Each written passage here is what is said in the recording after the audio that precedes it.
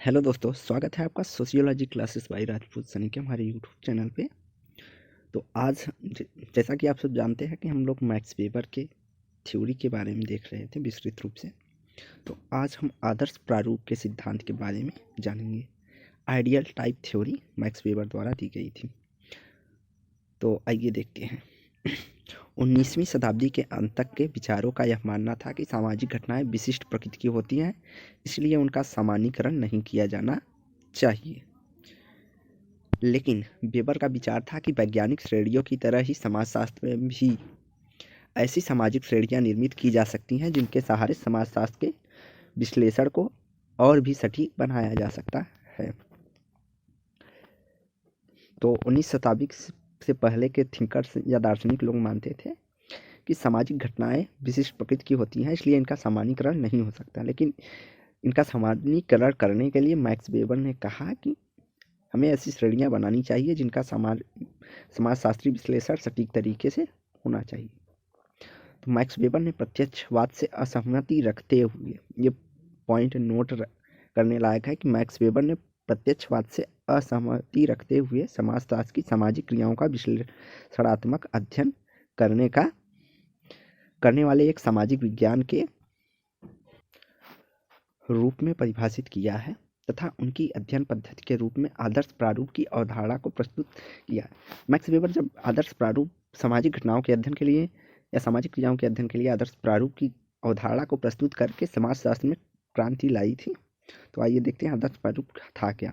आदर्श प्रारूप की अवधारणा के पीछे यह विचार था कि सामाजिक घटनाएं जो बहुआयामी एवं लचीली प्रकृति की होती हैं को उनकी चरम विशेषताओं के संदर्भ में विश्लेषित किया जा सकता है, ना कि उनके विशुद्ध रूप में। तो आदर्श प्रारूप के अंतर्गत ऐसी अवधारणाएं जो कि बहुत ही जटिल और वो होती हैं, तो उनके चरम विशेषताओं अर्थात मुख्य फैक्टों के बारे में विश्लेषित किया जाता है, जो कि अति आवश्यक है। ऐसे तथ्यों का अध्ययन या विश्लेषण किया जाना चाहिए, न कि जैसा है कि उस रूप में। आदर्श प्रारूप के सिद्धांत को प्रतिपादित विश्लेषण पद्धति या टाइपोलॉजिकल एनालिसिस मेथड के रूप में भी जाना जाता है। तो आदर्श प्रारूप को परिभाषित करते हुए मैक्स वेबर कहते हैं, एक आदर्श प्रारूप जांचकर्ता के लिए विश्लेषण का एक उपकरण है जो ठोस मामलों में समानताओं एवं विचलनों के संदर्भ में मापदंड के रूप में कार्य करता है। मैक्स वेबर कहते हैं, आदर्श प्रारूप एक ऐसा उपकरण है जिसके माध्यम से समानताओं एवं विचलनों के संदर्भों को मानदंड या मापने के रूप में कार्य करता है। आदर्श प्रारूप एक तुलनात्मक संरचित संदर्भ प्रस्तुत करता है जिसके आधार पर व्यवस्थित एवं वैज्ञानिक रूप में सामाजिक क्रियाओं का अध्ययन किया जा सकता है। वेबर ने 4 सूत्री स्पष्टीकरण करते हुए बताया है कि आदर्श प्रारूप की कोई उपकल्पना नहीं है। आदर्श प्रारूप में किसी नैतिक आदर्श का परिचालक नहीं है। आदर्श प्रारूप किसी औसत प्रारूप का भी परिचालक नहीं है और आदर्श प्रारूप किसी मौलिक तथा पूर्व वास्तविकता का प्रतिबिंब नहीं है। यह स्पष्ट करते हुए वेबर कहते हैं कि वेबर न तो कोई परिचालक नैतिक आदर्श परिचालक है, न कोई परिकल्पना है और न ही कोई मौलिक या पूर्ण वास्तविकता का प्रतिनिधित्व नहीं करता, अर्थात किसी भी मौलिक या पूर्ण वास्तविक घटनाओं का प्रतिनिधित्व आदर्श प्रारूप नहीं करता। आदर्श प्रारूप एक मेथड है। उन्होंने आदर्श प्रारूप को एक पद्धति के रूप में व्याख्या किया है। आइए देखते हैं आदर्श प्रारूप की विशेषताएं। आदर्श प्रारूप मानसिक आधार पर निर्मित होते हैं तथा यह विषयनिष्ठ प्रकृति के होते हैं, जिनका एक तार्किक आधार होता है। इनकी सटीकता एवं उपयोगिता कल्पना शक्ति एवं विश्लेषण की वैयक्तिक क्षमता पर निर्भर करती है। तो आदर्श प्रारूप को मैक्स वेबर ने एक मानसिक आधार के रूप में निर्मित होना बताया है, जिसमें विषयनिष्ठ अर्थात सब्जेक्टिव प्रकृति का बताया है, जो कि तार्किक आधार पर होता है तथा इसकी उपयोगिता एवं सटीकता कल्पना शक्ति एवं विश्लेषण की वैयक्तिक क्षमता व्यक्ति के क्षमता पर निर्भर करती है। मानसिक आधार पर संरचित होने के कारण यह पूर्ण वास्तविक का प्रतिनिधित्व नहीं कर सकती। मैक्स वेबर यह कहते हैं कि यह मानसिक आधार पर यह निर्मित होती है, इसलिए इसको वास्तविकता का पूर्ण प्रतिनिधित्व नहीं कर सकता तथा इसके विशिष्ट तथा आभासी स्वरूपों को ही निरूपित करते हैं। इस सामाजिक जगत की वास्तविकताओं की खोज और उनके बारे में अनुसंधान परक निष्कर्षीकरण इत्यादि में सहायक होते हैं। अगला उन्होंने बताया कि सामाजिक अनुसंधान में आदर्श प्रारूप किसी सैद्धांतिक उपकरण की भांति प्रयोग में लाए जाते हैं। तो मैक्स वेबर कहते हैं सामाजिक अनुसंधान में आदर्श प्रारूप एक उपकरण के भांति अर्थात साधन के भांति इसका प्रयोग किया जाता है। इसका कार्य समानता अथवा भिन्नता को स्पष्ट करते हुए अनुभवात्मक वास्तविकता का तुलनात्मक परीक्षण करना होता है। तो मैक्स वेबर कहते हैं कि आदर्श प्रारूप एक ऐसी पद्धति है जिसके अंतर्गत समानता किसी तथ्य या विषय की अध्ययन करते समय उसकी समानता एवं विभिन्नता को स्पष्ट करके अलग करके अनुभव पारी की वास्तविकताओं के आधार पर तुलनात्मक परीक्षण किया जाता है।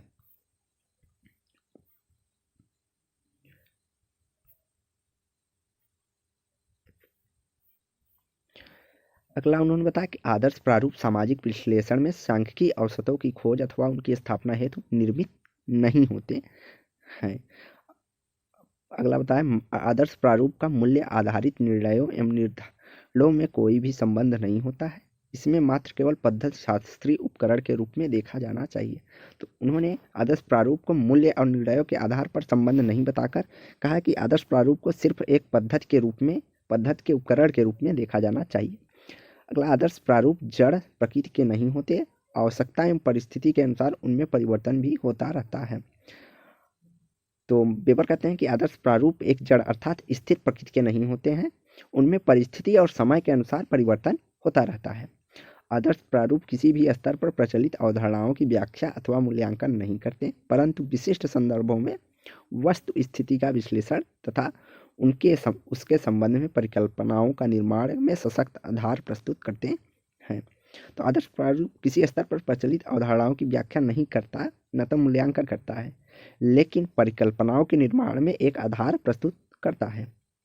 अगला, आदर्श प्रारूप किसी सामाजिक प्रक्रिया अथवा घटना के कार्य कारण संबंधों की कोई अग्रिम व्याख्या नहीं करता है। इसके विपरीत वेबर के अनुसार आदर्श प्रारूप संबंधित तुलनात्मक अध्ययनों हेतु उपयोगी आधार उपलब्ध कराते हैं। वेबर कहते हैं कि सामाजिक प्रक्रिया एवं घटना के कार्य कारण संबंधों की व्याख्या नहीं आज पहले से नहीं तथा भविष्य नहीं वाचता, बल्कि उसके विपरीत आदर्श प्रारूप संबंधित तुलनात्मक अध्ययनों हेतु उपयोगी आधार उपलब्ध कराता है। पूर्व निर्मित आदर्श प्रारूप के सहारे सामाजिक अध्ययन संपन्न नहीं किए जा सकते। पहले से ही निर्मित आदर्श प्रारूप के सहारे सामाजिक अध्ययन का संपन्न नहीं किया जाता, लेकिन प्रत्येक अध्ययन विशेष के संदर्भ में विशिष्ट आदर्श प्रारूपों का निर्माण करना पड़ता है। अर्थात अध्ययन के समय ही आदर्श प्रारूपों का विशिष्ट रूप से निर्माण किया जाना चाहिए।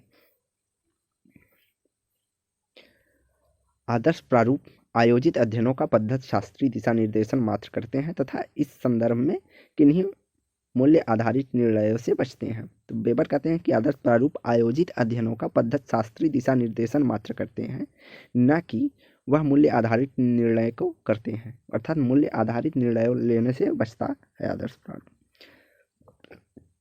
प्राथमिक समूह, द्वितीयक समूह, नौकरशाही, सामाजिक क्रिया, सत्ता, प्रोटेस्ट, नैतिकता, मुक्त बाजारी, आधुनिक पूंजीवाद इत्यादि अवधारणाएं मैक्स वेबर द्वारा प्रस्तुत आदर्श प्रारूप की श्रेणी में आने वाले कुछ महत्वपूर्ण आदर्श प्रारूप हैं।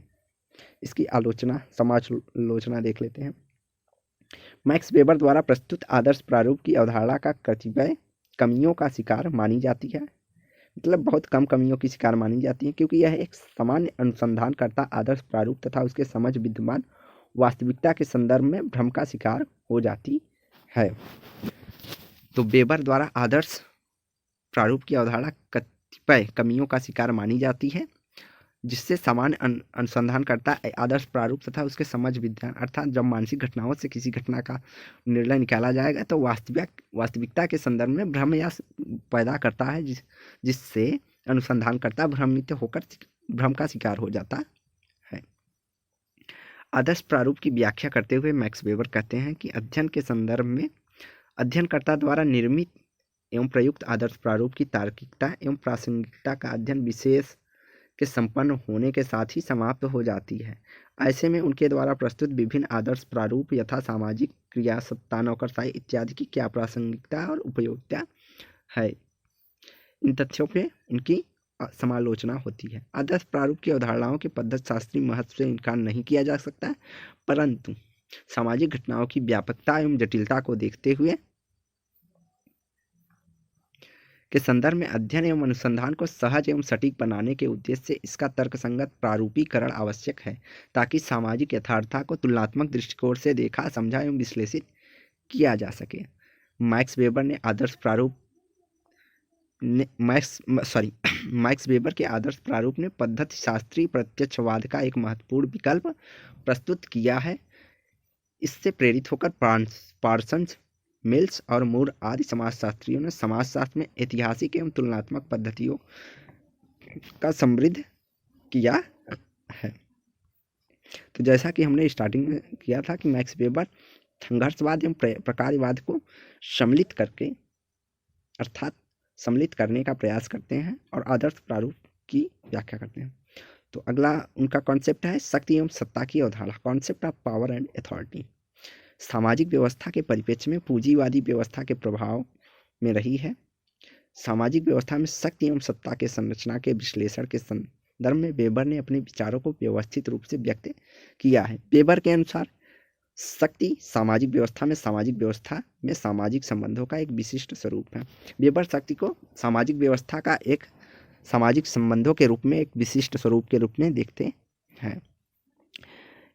वेबर इसे शक्ति को स्पष्ट करते हुए वेबर कहते हैं कि सामाजिक संबंधों में जब कोई व्यक्ति अन्य व्यक्तियों के प्रतिरोध के बावजूद वह अपनी इच्छा पूर्ति कर पाने में सक्षम रहता है तो यह शक्ति का परिचायक होता है।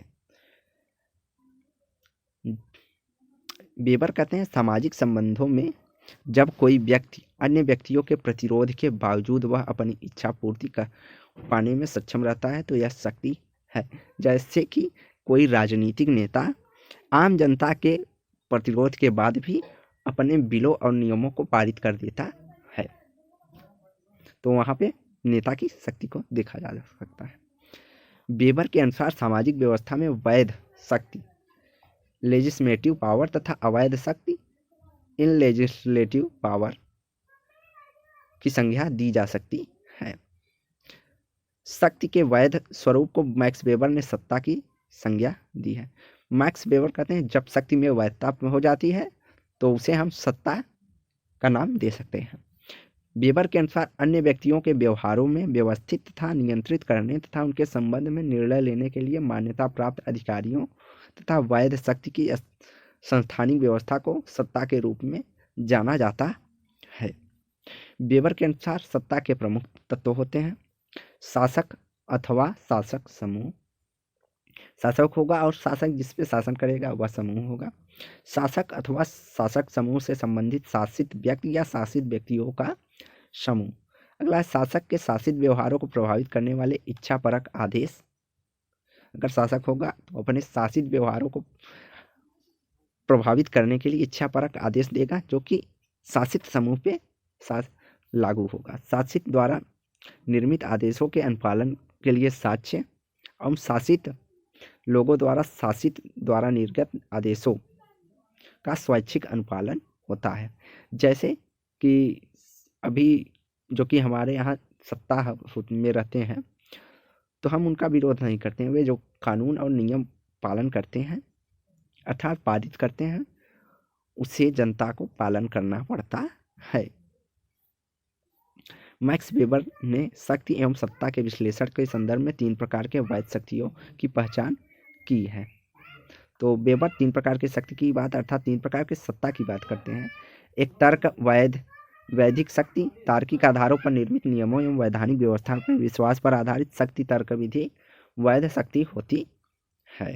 अर्थात तार्किक शक्ति जैसे कि आज के समय में नौकरशाही में हम तार्किक शक्ति को वैध शक्ति के रूप में देख सकते हैं। परंपरागत वैध शक्ति सकारात्मक स्वीकार अनुसारित परंपरागत मूल्य मान्यताओं एवं विश्वास प्रणालियों पर आधारित शक्ति परंपरागत वैध शक्ति की श्रेणी में आती है। ऐसी शक्तियों को हम जैसे परंपरागत वैध शक्ति के अंतर्गत हम राजा की शक्ति मूल्य और व्यवहार राजा बनते जाते हैं उसे परंपरागत शक्ति के अंतर्गत शामिल किया जाएगा। करिश्माई वैध शक्ति किसी नेतृत्वकारी व्यक्ति के विशेष करिश्माई व्यक्तित्व पर समाज के सदस्यों एवं सामाजिक व्यवस्था पर उसके तीव्र प्रभाव से संबंधित शक्ति करिश्माई वैध शक्ति के अंतर्गत मानी जा सकती है। जैसा कि हम यहाँ के चुनाव को रूप में देखे हैं कि नरेंद्र मोदी के व्यक्तित्व से प्रभावित होकर कई लोगों ने एक तरफा वोट देकर एक सत्ता दल को बैठाया था। उसे एक तरह चमत्कारी या करिश्माई शक्ति के रूप में देखेंगे। वेबर के अनुसार तर्क विधिक वैध शक्ति सामाजिक व्यवस्था में मान्यता प्राप्त वैधानिक व्यवस्था से संबंधित होती है तथा परंपरागत वैध शक्ति सामाजिक समूहों में संदर्भित होती है। करिश्माई वैध शक्ति का संबंध व्यक्ति विशेष अथवा उसके नेतृत्व से होता है। सत्ता के 3 प्रकार होते हैं। तार्किक विधियक सत्ता या तार्किक आधार पर निर्मित लिखित नियमों कानूनों वैधानिक व्यवस्था एवं आधारित व्यवस्था से होती है। आधुनिक प्रजातांत्रिक व्यवस्था को प्रायः हम तार्किक विधिक सत्ता के रूप में देख सकते हैं। अगला है परंपरागत सत्ता। परंपरागत सत्ता के अंतर्गत सामाजिक व्यवस्था में सत्ता के विरासत पर आधारित अर्थात परंपरा चली आए, जैसे राजाओं महाराजाओं की परंपरा चली आ रही थी पीढ़ी दर पीढ़ी विरासत में कि उनका बेटा राजा बनता था, उसी प्रकार उसे हम परंपरागत सत्ता के रूप में रखेंगे। तथा इसको समाज के सदस्यों के सहमति के आधार पर प्राप्त की जाती है। इसमें मान्यताओं विश्वासों एवं आस्थाओं का पालन आवश्यक है। लिखित नियम कानूनों का महत्व नहीं होता है क्योंकि इसमें प्रशासकीय निर्णय एवं अधिकार शासक केंद्रित होता है। इसके उदाहरण राजवाड़ों एवं जमींदारों की सत्ता के रूप में हम कर सकते हैं। अगला है करिश्माई सत्ता। करिश्माई सत्ता सामाजिक व्यवस्था में विशिष्ट परिस्थितियों में क्रांतिकारी रूप से किसी करिश्माई व्यक्ति अथवा नेतृत्व द्वारा स्थापित सत्ता जो कि तर्क विधिक एवं परंपरागत सत्ताओं से सर्वथा भिन्न प्रकृति की होती है, वो करिश्माई सत्ता की श्रेणी के अंतर्गत आती है। इसमें सत्ता की वास्तविकता शक्ति उसके करिश्माई नेतृत्व में समाहित होती है। करिश्माई सत्ता के अंतर्गत जब किसी व्यक्ति के नेतृत्व में सत्ता को हासिल किया जाता है या अचानक से सत्ता परिवर्तन होता है तो उसे हम करिश्माई सत्ता के अंतर्गत रखते हैं। इसकी समालोचना देखते हैं। सामाजिकरण की तरह ही शक्ति और सत्ता का विश्लेषण एक पक्षी और एकांगी हो गया है, अर्थात इसके दोनों पक्षों की बात वेबर नहीं करते हैं। तर्क विधिक सत्ता के साथ साथ वेबर द्वारा प्रस्तुत की गई शक्ति और सत्ता अन्य प्रकार भी विद्यमान है समाज में। तो आज की वीडियो यहीं समाप्त करते हैं। वीडियो को लाइक एंड शेयर करें, चैनल को सब्सक्राइब करें। धन्यवाद।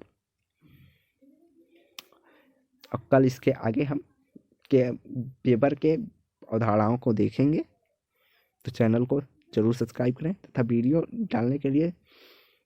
डालने पर आपको नोटिफिकेशन मिल जाए, इसलिए बेल आइकन को दबाना ना भूलें।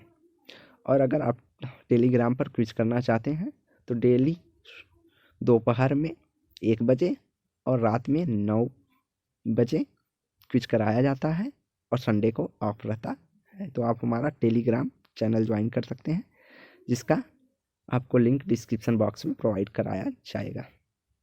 धन्यवाद।